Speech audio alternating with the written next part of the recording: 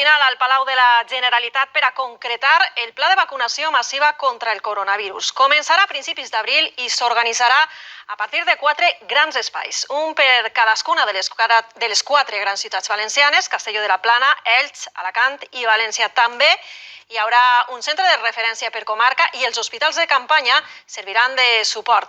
Xavi Carrau es vol així aconseguir la immunitat de grup el més prompte possible. Sí, per aconseguir-ho, la comissió de vacunació encapçalada pel president Ximo Puig ha definit quins seran aquests 4 grans punts de vacunació massiva.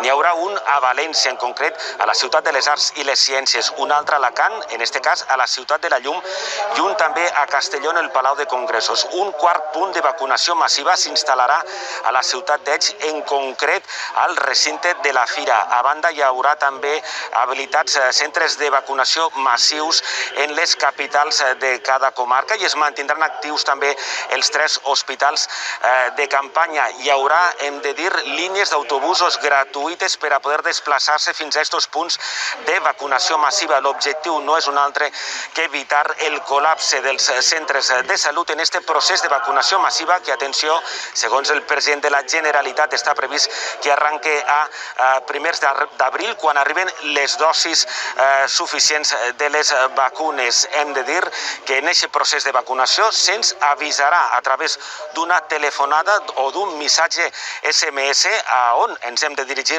per aconseguir aquesta vacuna. Hem de dir que l'objectiu no és un altre que aconseguir aquesta immunitat quan abans millor, com apuntava el president Ximo Puig.